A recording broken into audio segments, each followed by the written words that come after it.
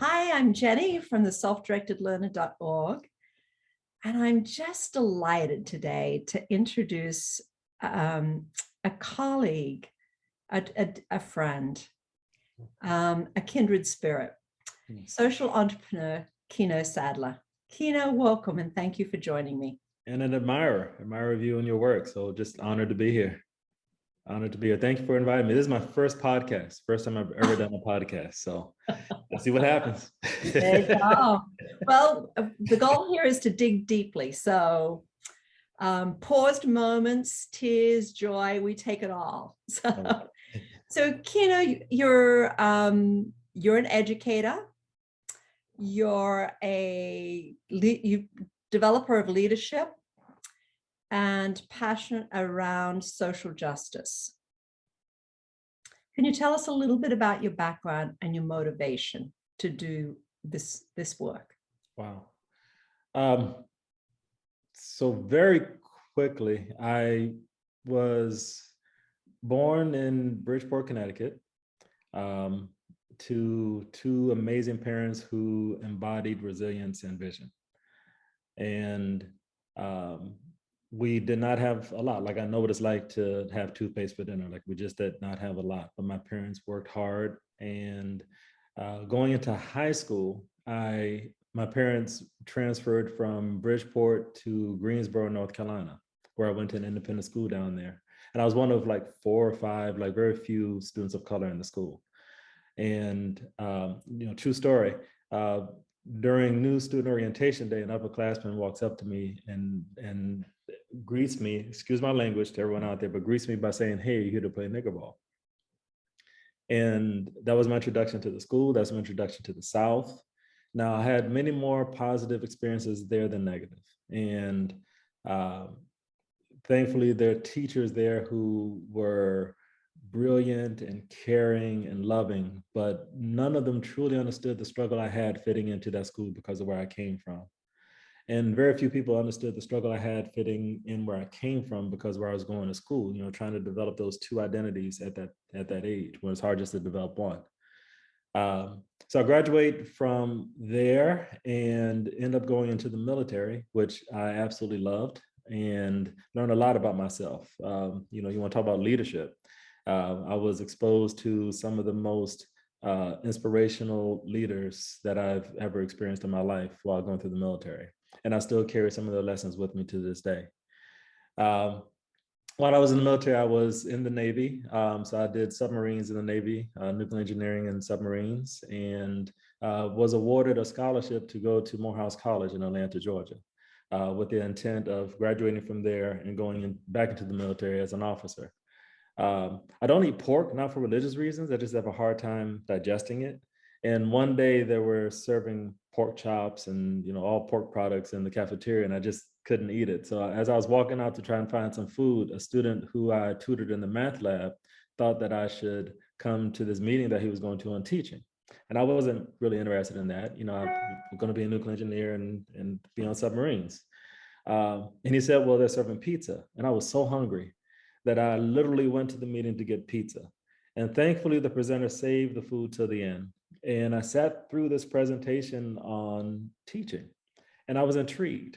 So I ended up applying, going down to Miami, and helping start this program called Summer Bridge, Miami. Now, by then, I've been through boot camp. I've been in many difficult situations, but Jenny, teaching in that program that summer was the hardest thing I've ever done in my life. I was hooked. I found my calling. I knew what I was supposed to do. So my school years was spent going to school during the school year, then starting these summer programs. So I helped start the one in Miami, helped start the one in Fort Worth, Texas, and also started my own program in Atlanta called Leadership Enhancing Academics and Discipline, which focused on kids in the neighborhood who had been somewhat involved with a juvenile detention center. Brilliant children, resilient children, just needed a space that was safe for them to grow. Junior year, one of the students that was one of the first students in my program was killed. And it really hit me hard. And in that moment, I made a decision to decline my military path and dedicate my life to trying to do whatever I could to prevent that from ever happening again. So I started a program based off of the Summer Bridge programs that we had started in Miami and Fort Worth. I started one in Atlanta at the Lovett School, and ran that program for about 8 years. And now this year we're celebrating our 25th, or they're celebrating the 25th anniversary in November. So I'm looking forward to going down there. And before we started, we were talking about educators not having the chance to see the end results of their work, or at least the outcomes of their work. And I have actually been privileged to be able to stay connected to this community that I was able to start in Atlanta. Still stay connected to the kids who are now like in their 30s and have families and advanced degrees and careers and are doing extremely well. And so excited to be going back down to Atlanta in November to just celebrate with the family again. So that's my story up until that point. And we'll talk about the rest, I'm sure. Yes. Well, let's jump into that, your current position, because tell us a bit about the organization and your current position. So I am currently the managing director and partner of an organization called Purpose, which is a organization that focuses on building and supporting the movements that are committed to advancing the fight for an open, just, and habitable world. But we all know not everyone is committed to an open world, a just world, and a habitable world. Like we've seen too many examples of that, especially over the last 5 or so years. So Purpose started off as an agency working with its clients to help them engage in how they shift their public narratives and how they shift, like how they're showing up in the world. But Purpose also soon realized that working with clients, working with single entrepreneurs, conceptually working within schools that are working in isolation alone will never solve the problems that they are set out to solve. And so they launched something called Labs, which is a way to bring multiple actors together around a common issue to help mobilize that movement towards ultimately achieving that open, just, and habitable world. And one of the biggest labs that are in the portfolio is a partnership with the Bill and Melinda Gates Foundation, Robert Wood Johnson Foundation, and Winthrop Rockefeller Foundation, a whole bunch of funders focusing on economic mobility here in the U.S. and poverty. So it's an opportunity for us to support 28 organizations that are on the ground, ranging from all over the U.S., all types of issue areas, all types of sizes, that are committed to elevating the voices of those that are most impacted by poverty. This initiative started, I think, in 2019. In 2019, there were 40 million people in poverty. I think there was like 18 million or 12 million children. And of that, if I remember correctly, about 2 million woke up homeless every single day. So in that environment, Bill and Melinda Gates launched this initiative to try and address that, with the focus of thinking that if we can work through these organizations to elevate the voices of those most impacted, to ultimately shift the minds, hearts, and then ultimately the policies that are contributing to that, the barriers that exist to economic mobility in the US, then we can have some influence. So that's like an example of us continuing the agency work, but also broadening it to include more actors in a focused effort to address a specific issue. And that's the purpose. Yeah, no, that's so comprehensive. Keno, organizations need to come to you. Is that correct? Not necessarily. I mean, welcome to come.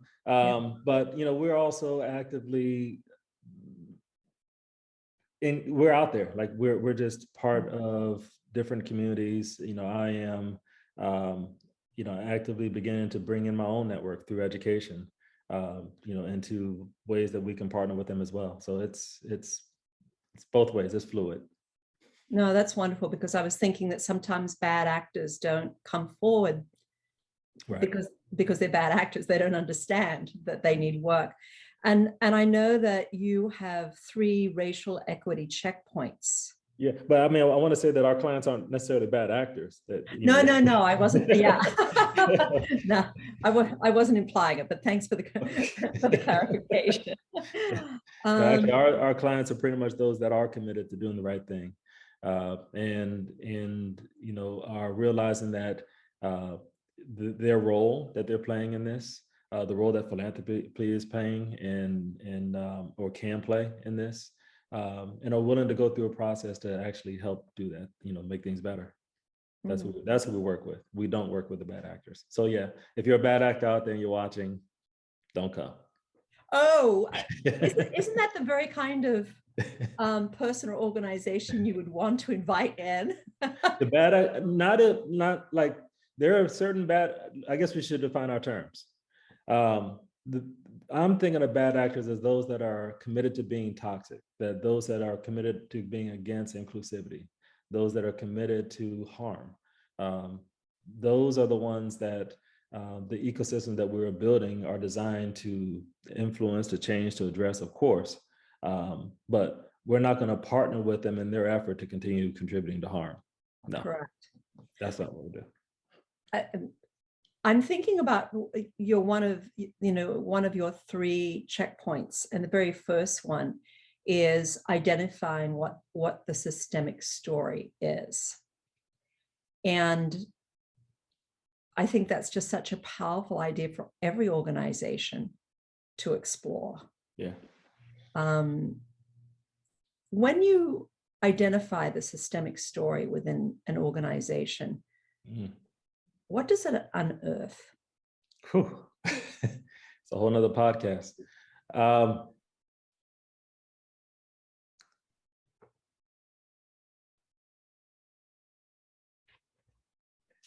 It's a combination of the history of that organization, and how it has shown up in its industry and the work that it's doing. It's a combination of the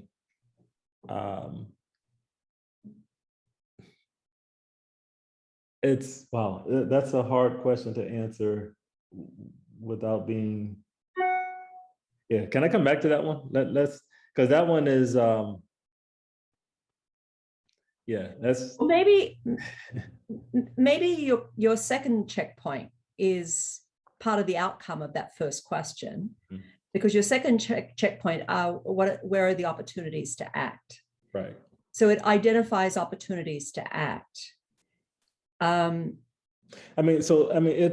the reason I'm struggling with the first one is because part of our philosophy is we work with such a wide range of causes. So we have climate, we have education, we have economic mobility, we have voting rights, we have so many different things, and each one of those unearths other challenges that have systemically contributed to those barriers. So it's a wide range of learnings that we continue to identify. I would personally say, though, that many of them dial up to justice that has not been supported for the people that have been impacted by that cause. A lot of them has also elevated the fact that the voices of those that have been most impacted have been silenced and have not been included in the decision making. What's that quote? Decisions made about me, without me, are not for me. They have also unearthed some, economic injustices and economic inequities, that perpetuated certain systems, certain financial barriers to not only individuals but communities that still exist today, like redlining, for example. Not to even touch on the political stuff that is, constantly there in to me surprising ways. Coming over here has also just been a huge learning opportunity for me as well, and just understanding some of these systemic barriers through the different lenses outside of education that I just hadn't been, as deeply involved in. All of those are there. But that's why the ecosystem approach, that, bringing together multiple players, is so critical, because those different points of view are represented. Those different perspectives are part of the process. And that's why, Yeah. That's Does that help? Does that? Yeah, it doesn't. And the term ecosystem approach is a really, to me, it's very comprehensive. And if you connect to ecosystems in nature, you understand why human ecosystems are so very important. Yes. Yeah. Yeah. You Every know, node matters. And so we try to do our best to make sure that every node, or as many nodes as possible within that ecosystem, are represented. yeah. And Keno, since we're on such a sensitive, in such a sensitive conversation, you and I got to know each other through some work that we did together. I was stuck. I didn't know how to move forward. And I heard your name mentioned and reached out to you. And you came into the organization and helped me get unstuck and attempted to help the organization to realize that actually the organization was stuck. Systems, right? Systems, yes, yes. Well stated, very well stated. So what I learned a lot from you. In fact, I had two huge takeaways from my experience of observing and working with you. You always, and it's to me, it's two of your gifts as a leader. But first of all, let's just start with leadership, because no one really bestows the term leader on anybody. You know, if that's the case, you better, run the other way if someone says I'm a leader. Right. Yeah. You've got to have a following in order to be a leader. So can you talk to us a little bit about what are those innate qualities, those habits of mind, those dispositions that you believe differentiate leaders? Wow. I think I love that question. I think the best way to answer it, for all of us to answer it, is to begin with flipping it. We all, we know the phrase, we know a leader when we see them. And so it's curious, at least for me, those traits that I have seen, those observable behaviors that I have tried to incorporate into how I show up, those people that I still carry with me to this day, it's probably the best way for me to answer that question, because they are who I'm aspiring to be. Like, they're the ones who are constantly like in my spirit. And of course, it's my parents for first and foremost. And watching them embody both resilience and vision, as I said earlier, vision for a better life for us to have, and unwavering in their commitment to making that happen, but also the resilience. I saw the behind the scenes, never ending work of both my mom and my dad. My mom was in banking, didn't graduate from college, but somehow put herself through her own finance course and became a vice president of the People's Bank. And I just remember books and binders and calculators and pencils, and just like every night, she just trying to learn this stuff. So that as she worked from teller all the way up through. And my dad ran a janitorial service, but he was not only the quote unquote president, he was the only janitor. He was the contractor, like he did it all. I don't remember him sleeping, because he would work at night, but he'd be there during the day. So their example of vision and resilience, like what it takes to get the vision and the resilience that it takes, is two images, of course, that I carry with me. In school leadership, there was Abigail Weaverson, who was the head of the Lowell School, who is like all the books I see in your background, like that's my image of Abigail, like just books and books and books. She's one of the most well-read people I know, who at the same time is gifted in building community and committed to coaching and developing leaders around her. Like that's what Abigail does, right? So I just learned so much from just how she shows up, and recognizing those opportunities for people to be pushed, be challenged, to fall but never fail. Like that was Abigail. Dr. Jim Hendricks, who was the head of the Lovett School. when I was there, there was one day, like there was a tornado or a hurricane, like some major storm coming, softball size hail coming outside. Cars were getting messed up. Water was coming into the school. Students were in lockdown, like one of those type situations. And I remember Dr. Hendricks walking around just as calm, as confident, carrying this coffee cup, a coffee mug. And I just remember in all of this, like alarms are going, getting kids safe, like we're in those. And I just remember that he, in spite of all that, his perception was he's going to get this coffee cup. And he was just calmly doing laps, informing people what was going on, keeping them calm, maybe telling some jokes. Like he just showed up in that way.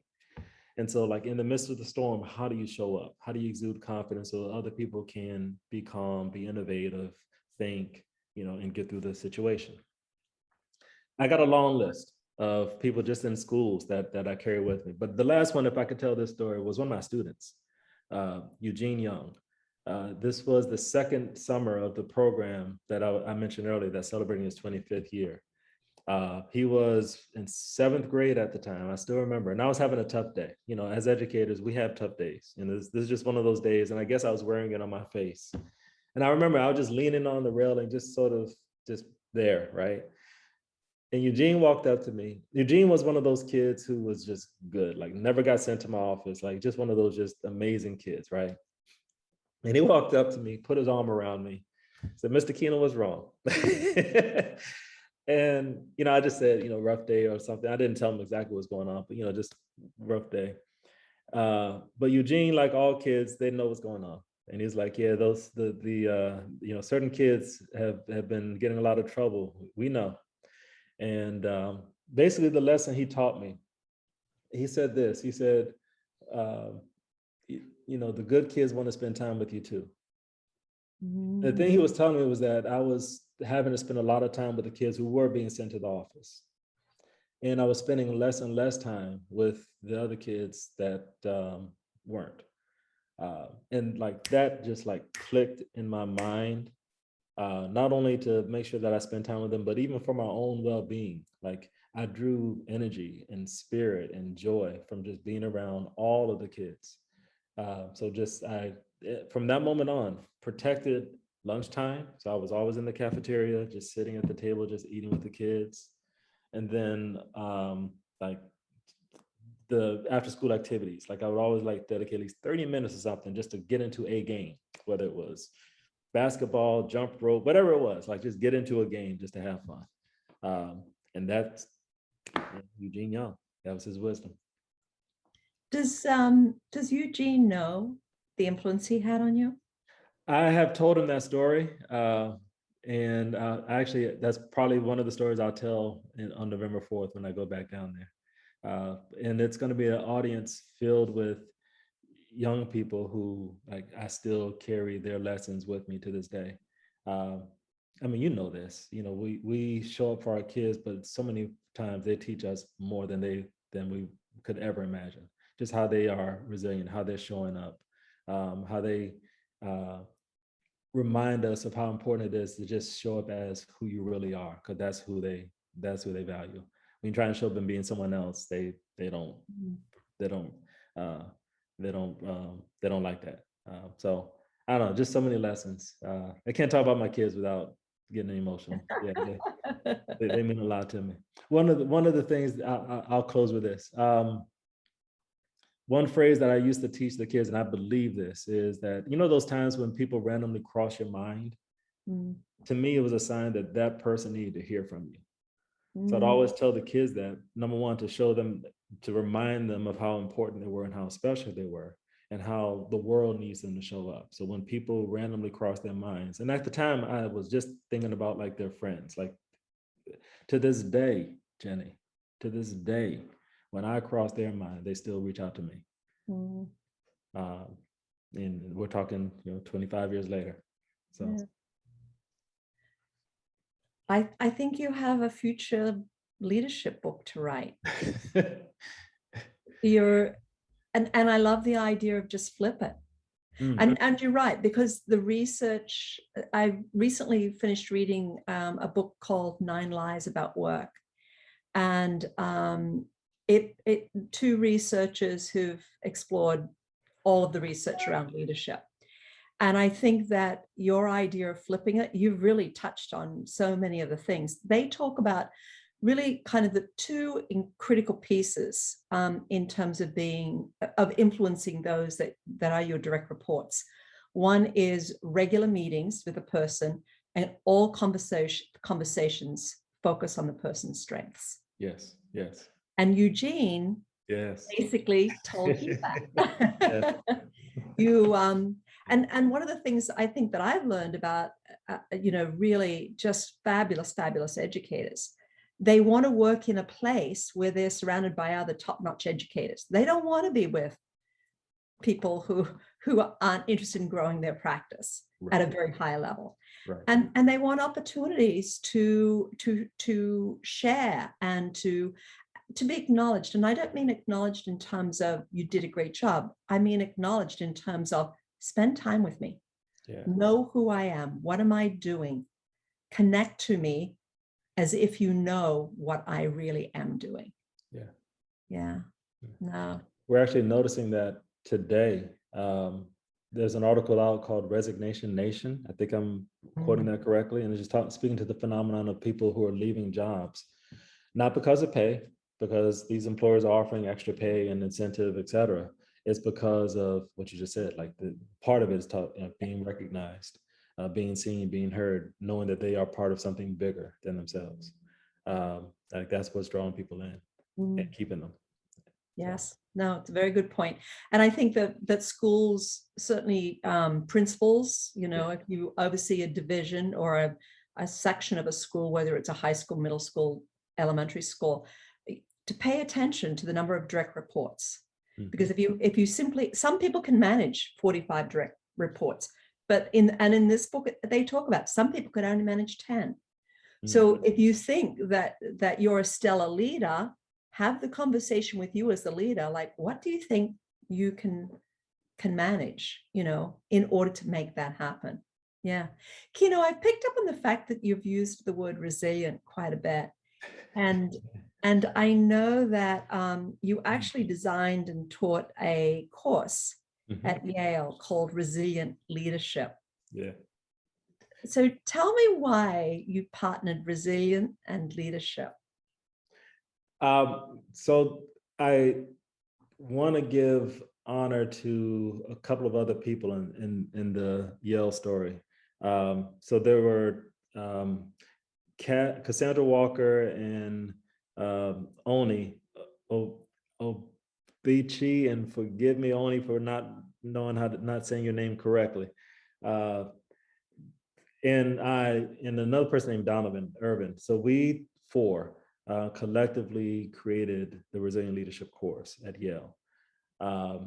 It was in response to a few things. It was in response to the moment. Like there was a need for, or recognized need for students. And I think students were asking for how to be more resilient. Yale is not easy. So just within that ecosystem alone, like how to be more resilient within that system. But then also they were graduating into a world that, this is pre-COVID, like that was just hard. And they felt that, and all the things that Yale was teaching, resilience was not one of those things. So the course was initially designed to help students become more aware of the situations that they're in, become more aware of how they responded to those situations, be more aware of the behaviors of others around them, like the typical things of resilience. But we expanded it to also include an interrogation of the systems that are requiring those people to be resilient. Like when you talk about education, there are certain aspects of school that are designed that they should be, the systems are designed for resilience. Like calculus is hard. Putting on a great play is hard, right? Doing sports is hard. Like you're supposed to develop the resilient muscle in there. But there are certain aspects of certain schools where certain members of the community are asked to be resilient. You got to ask why. Like, what is it within those systems that are requiring certain members of those communities to have to be resilient, especially when others don't? And so whenever I talk about resilience, it's both of those. If you're just talking about the individual, it's incomplete. You have to also interrogate the systems in which people are being asked to be resilient. And if they're inequitable, then you got to address that. And that's where so many schools get stuck. So that's like the overview of what we talked about in the course. So let's dive into not just schools that get stuck, Yes. but organizations that Yes. get stuck. Yes. So I've seen you use a leadership, a facilitation quality of yours, allowing silence to sit. Mm. I've also seen you challenge the silence that sat for way too long.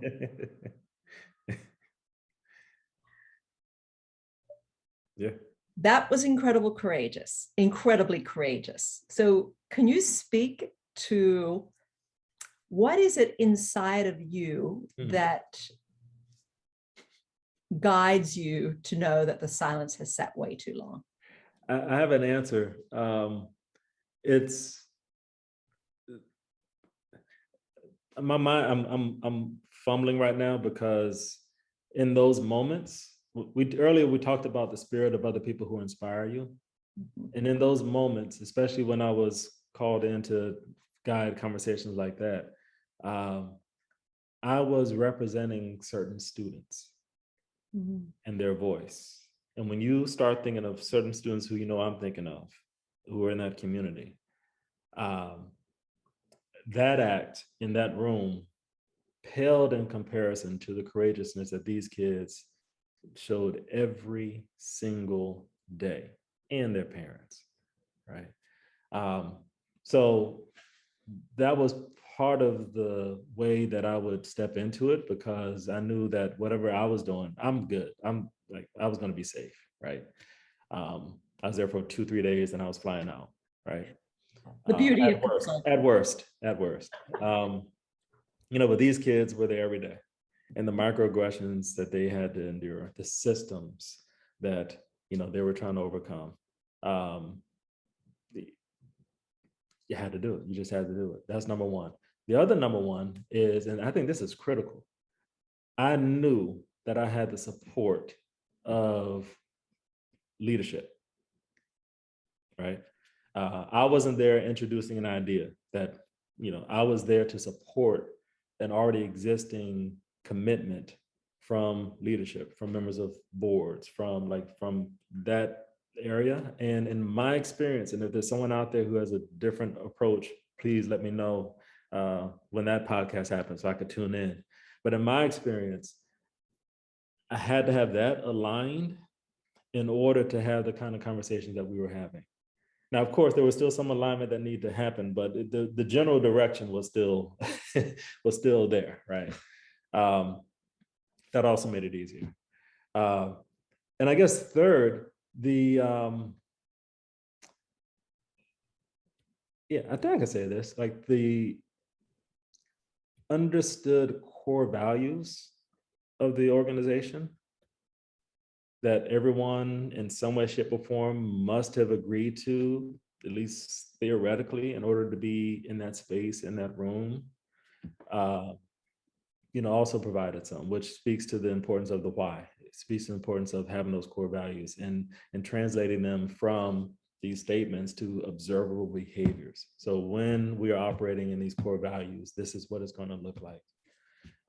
So that atmosphere, allowed me to more confidently step in those moments, knowing that the things that I was saying, the direction I was pushing in, did align with the vision from the leadership, the core values of the organization, and what the kids were asking for and needed.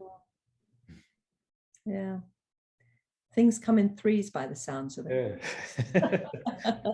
So I'm curious, have you ever worked come in as a consultant with an organization where the leadership really was not aligned? Yes. Yeah. That's why I learned that lesson the hard way. Yes. I'll just say yes. You just need to get out of town quickly, or thankfully, most of them happened earlier in the systems analysis Okay. when certain core values that I carry with me that I feel are right, like equity, weren't necessarily the same core values that certain entities believed in. And number one, and the other piece is there was no evidence that they were interested in changing. Right. That was, I mean, that's the other one. Like, not aligned is fine as long as there's an acknowledgement of it and at least an inkling, a nugget of an opportunity to shift the mindset. But if they're looking at me like, oh, it's their mission to change me, then, let's just save each other's time, right? And I'll work with the other entities around you that are your competitors, that are willing to go through this process. Yeah. And, we'll see. You're an incredible truth teller. And you do it both directly and indirectly. So you are a systems thinker. You think of the systems, you think of the big picture, and you go at it that way. An example of being so direct, well, that was one, but a second one that I remember very clearly is a comment that you made that equity, we treat equity as if it's the elephant in the room. It's not. It is the room. Yeah. Speak to us about that. I mean, and that was before Black Lives Matter. That was before Me Too. That was before, some of the movements that make that undeniable today. It is the room. If you are an organization that wants to exist today, if you absolutely do believe in having an open, just, and habitable world, then you have to center equity. You have to. And acknowledge the struggle that comes with that. I'm fine with that. It is a process. It is unlearning some things. It's going to be hard, but go through it. People sometimes make the business case, and I get that, and I've done that, but sometimes I have to take a shower afterwards because it just feels wrong to do it, because doing what's right just because it's right should be enough. Yeah, it is the room. It is the room. It's the air we breathe. We can't, nor should we try to get away from it. It's how we grow. I mean, there's just so many good things that come from diversity.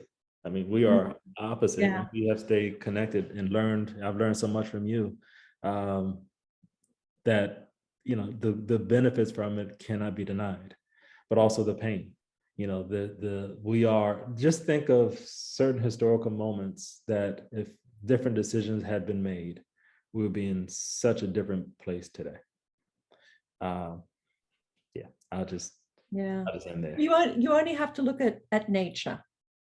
And, nature didn't grow fields of monoculture.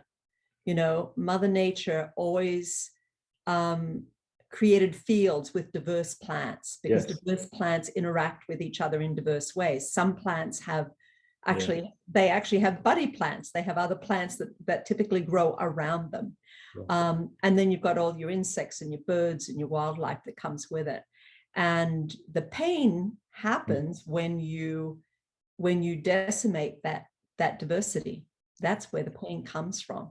So I hear you loud and clearly about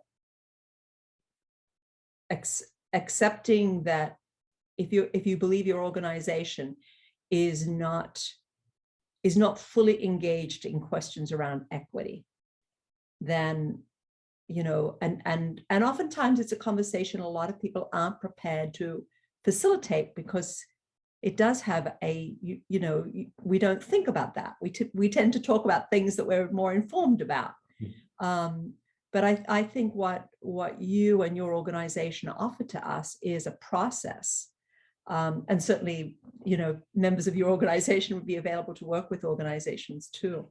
Keno, I wonder a lot about, if I could just go back to one thing. There are people who are thinking about it all the time because it's constantly impacting them. And want to have the conversation, and sometimes feel like the conversation is actually happening, it's just not being acknowledged, and it's showing up in unhealthy ways. Right. So I just want to acknowledge that. That's what I mean by it's the room. Like it is existing. It is happening. There are people who are. Another thing about systems that's interesting is that systems are designed to protect themselves, and the people who are benefiting, people who are at the top and have benefited from that system, you know, the system works so that they want to protect the existing system. And the people who are negatively impacted by that system, you know, are sometimes weeded out, right? Because systems are designed to protect themselves, especially by those who have benefited from that existing system, right? And so that's why it's important to acknowledge that the conversations are happening. And either we have them in a healthy way or they continue to happen in an unhealthy way, but they are happening. Thank you for clarifying that point. I often wonder about the experience of children coming into schools where the majority of the educators have gone from high school into college and from college back into schools. And so the experiences that they're bringing in to the school are really the experiences of their families. And any thoughts or recommendations on how we can create, how schools can be more responsive to creating diverse experiences for children through the teachers that are with them? Oh, quite a few. And, you know, I'm going to boomerang like some of the things that you used to talk about a lot as well. And that's like just partnerships with other organizations that are doing that, partnerships with organizations that could be pipelines. To diverse administrators and diverse teachers, having boards that are diverse. I think it starts there. You know, having representation. Many schools I've noticed try to shift the culture by diversifying the student body, and I've always felt that that's a terrible burden to put on a child. You know, it has to happen at the adult level first. And that's by having, and the best way is by having not only representation, but then an environment where those voices are heard. Those voices have equal decision-making power. You know, those voices have the influence that's designed.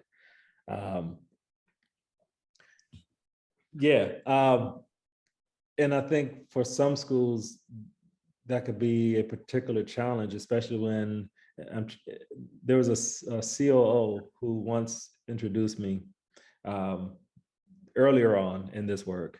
And again, another lesson learned. I'm paraphrasing, like, although our parents pay for exclusivity, you know, this gentleman is here to talk about inclusivity. Here he is, right? And although that's horrible for so many reasons, you know, the truth of that cannot be denied. And I think it's helpful to acknowledge that, you know, for so many parents and many of these schools that were created for that exclusivity, for the flight, you know, that's a historical reckoning that they're going to have to deal with as well. That still influences a lot of the systems that exist in those schools today.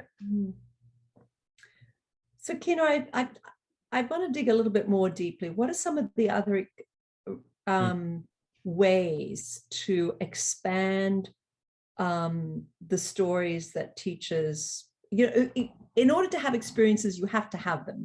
It's not something you can learn about. You can't learn about an experience. So how can a school provide more diverse experiences for the teachers? You talked about hiring faculty that's more inclusive. I'm wondering that if schools need to rethink credentials. You know, I mean, if credentials limit groups of people from coming into the school, then rethink your credentials. You know, what kind of people do you really want coming into your school, and make it work so you're getting the very kind of people that you want to invite into the table. Absolutely. Not to go on a different tangent, but I also think the accreditation process should be reconsidered as well. I haven't looked at it in a while, so it might have changed. But last time I looked at it, the section on diversity, equity, and inclusion was not as robust as I had always hoped. So there are certain. So even in that, that's a good forcing mechanism to make sure that schools are actually aligning with the core values that they say. But as far as the experiences, one initiative that I saw that seemed to have a lot of success is I'm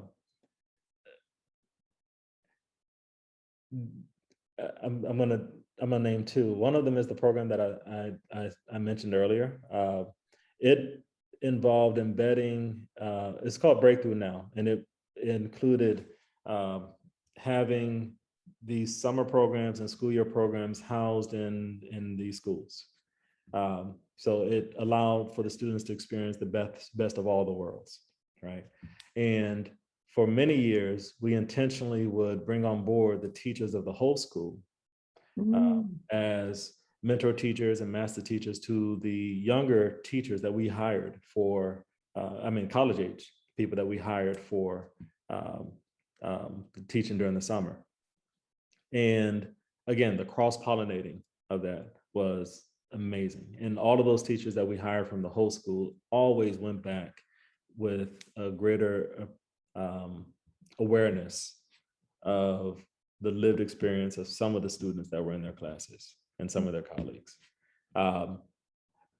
Going back to pipeline again, having more college-based programs that expose younger people to the field of education, right, in different ways is another way to do it. Again, that's what our program did. So we hired college-age students to teach in schools, all over the nation. And then they went to these schools better equipped, in my opinion, having had this experience teaching during the summers. And I do want to do another plug for the pipeline. Another value out of that is, as colleagues, now we have teachers who are in these schools, know the individual school communities, and can work from within to help identify those experiences. It could be inviting them to their churches, inviting them to their neighborhoods, inviting them to their local communities. Like, there's a level of specificity like within the schools that could happen, once we have the diversity at that level. Yeah, well, that's fabulous, just fabulous. Yeah. Keno, your enthusiasm, your passion, your commitment, I hear it in your voice, I see it in your face. I'm sure to some extent there's a 24/7 part of you that just doesn't quite know how to sort of stop it, turn things down a little bit, dial it down. And I know that recently you did experience burnout. Can you share with us what that looked like and how did it feel? Yeah, I didn't know what burnout looked like. I love my parents and I learned so much from them. Reflecting though, like they were burned out for 20 years. But the only thing that I saw them do was just keep pushing. And that's just one of so many examples of what I saw people doing when they were experiencing burnout, but it wasn't called burnout then. It was like, just keep going, right? Just walk it off, keep, drink coffee, whatever. Now we're smarter. Now we have heroes like Simone Biles who are naming, like, now's not the right time, right? You want to talk about courageous. And so we are now better equipped to identify it and, take more healthy steps. I actually had one of my best friends who started a program called Inner Strength, very similar to the program. Actually, my program was similar to his. Like, he was one of my heroes. College friend, one of Oprah's favorite. Like, he was on Oprah and like speaking, and just this amazing person. Grew up homeless and just did this amazing thing, but due to burnout and many other things, I'm sure, ended up taking his own life. Right? So when I started experiencing it, thank God I had people in my life who just called it out and said, you need to just take a break. You need to take a break. And help me find ways to do that. And thankfully I was, in a position where I could step away. I could just go to a beach somewhere, and, my only schedule was walk out the door, turn left, and see what happens. And tomorrow I might turn right. Did a lot of journaling, a lot of reflecting, a lot of listening to the sunset, and listening to my own thoughts that I just, hadn't really carved out time to listen to for a while. And in that time, trying to define, like, at my age and stage, like, how do I want to use my time moving forward? The other interesting thing about burnout is it's so deceiving, because when I'm in the zone and doing well, not sleeping healthy, not eating healthy, working odd hours, but also when I'm burnt out, not sleeping healthy, not eating healthy. So it's hard to different. It looks, it's hard to name it. But I think the difference, though, at least for me, was alignment. So when I was burned out, it was also because of no longer aligned with what I should have been doing, right? And when I am aligned, then there's like a different energy and a different health. I still need to rest, still need to take time, not taking away from that. But I just wanted to name that, like, it's deceiving, because there are a lot of entrepreneurs out there who are, like, on the ground, hustling, doing it right, getting the results. And actually they might be doing what they need to be doing at the time because they're aligned. But there's that's just something that's interesting to me. Like, it's just so very deceiving. And the last thing is, at least in my community, that's just not something we talk about, like well-being and self-care. That's just not something we talk about. We're taught to just keep pushing. So unhealthy. That toxic masculinity and all that. It's just so unhealthy. So yeah, thank God I had friends and family that called it. And thankfully I was in a position where I could just take a break. And were they calling it because you were talking about what was going on for you? Or did they? No, I think they were just observing and seeing, like, they know me well enough to know that when I'm energized and when I'm just, like, on fumes, just pushing. When I am, and also internally, you're not being as productive as you can be. Right. You go from being able to do a lot to putting a lot of energy just to do the basic minimum, right? And you start getting into, at least for me, pattern of, okay, well, I'll just do it tonight, or I'll do it over the weekend, or I'll take PTO and I'll just work then. Just like, it just gets unhealthy cycle. But in my mind, the way my mind works, like, that's problem solving. But thankfully I have friends that say, no, that's burnout. You need a break. Yeah. So what advice would you offer those people for whom it's not part of their culture or their background, but clearly, as you mentioned, Simone Biles is just one example of someone who's reminded us that when we're at the top of our game, we need to know the difference. Yeah. Still learning myself as well. Learning from the Simone Biles, learning from, the people who are gifted, I say it's gifted, at boundaries, right? So and it's even harder today when many of us are working from our homes.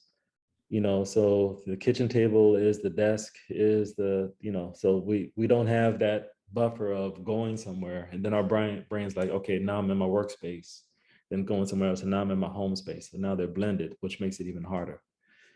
So learning from people who have developed techniques for those boundaries, start at a certain time and commit to ending at a certain time, not working on weekends.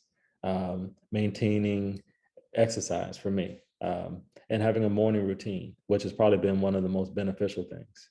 that I learned from another student of mine of, starting the day. I like to work out, so I always start the day with a workout, just to get the blood going. And it's like the one thing that I know that I can do without thinking. I just get out of bed, take a quick shower, go to the gym, work out. Like my brain can still wrap my mind around that. And I do a lot of problem solving, like when I'm doing. It's funny, like that, focusing on something else, then other ideas are addressed. Then I journal, something I hadn't really done for most of my life, and now that's part of my daily routine. And I commit 15 minutes minimum to just reading. And that's like my protected time. So it's minimum 15 minutes in the morning, journal and workout. Like that's my morning routine. And that's an example of just a routine that people I recommend having, to just having a start of the day. Another thing that I'm now exploring, so I'm just throwing this out there, is as important as my morning routine is, I'm even finding how more valuable my evening routine is. So having a set time to shut down, another 15 minutes reading, time with, whatever your routine is. Some people, it's, dinner with their family, that's protected. Some people it's, going to the gym in the evening, some people, whatever it is, just prepping for the next day, whatever it is, just having that evening routine and then stepping away and being okay with the fact that, you've had a good day, and you'll be better tomorrow if you shut down at a certain time. And sleep, that's the last one that I was terrible at. I actually had people sending me articles and books on sleep, and the same student who told me about journaling said this phrase to me. He said that I've normalized sleep deprivation, and I didn't even realize it. Wow. Yeah. I was one of those people who thought like 4 hours I'm good a night, and I've been doing that for years. He's like, no, that's not that's not healthy. It is not. And the research speaks very, very loudly. In fact, of all of the things you mentioned, the research is probably most powerful when it comes to sleep. Absolutely. Sleep, nutrition, and exercise. That's it. That's it. Well, and what about you? I'm curious. If I can ask you one question, like, what is your routine? I want to learn. I want to take something. Well, I have a morning routine, absolutely, and it's quiet coffee. It's and just sitting and staring into the garden. I try not to even get up and walk around. It's that clarity of quietness and observation. I've learned a lot by sitting quietly. Yoga or walking, and then start my day. During when I find that I'm a little distressed internally, then I do the journaling in the morning. But and then during the day, it's and making sure always, especially during the time that we've been working from home, I think a lot of people they've traded text messaging for conversations with people. Yes. And I have really, throughout everything, prioritized conversations. Pick up the telephone. And because we can't see our families in the way that we've been accustomed to seeing them in the past, and expressing gratitude every day, finding the things to express gratitude. You reminded me of the talking. Our COO, Kate, is one of the gifts that she has brought to us is, at least for me in our one-on-one calls, is it's a call. It's not even a Zoom, which allows both of us to just sort of go outside and walk while we're talking. And I've so greatly appreciated that. And then the other one with the journaling, one thing I've noticed, I'm just noticing this now, so I'm sharing this real time, is you talk about the inner turmoil that you sometimes feel. Like I noticed that in my handwriting in the morning. So I noticed my handwriting will indicate like how I'm feeling that day. And it'll indicate, oh, I'm actually not breathing. Like my breath is shallow or I'm tense. Just in noticing how I'm writing. And then I'll slowly breathe. I'll, just calibrate in those quiet moments, as you said. I don't know. I just wanted to name that when I'm journaling, I've noticed in the morning, my handwriting tells me a lot. Yeah. An ancient tradition that we've almost let go of. Yes. Yeah.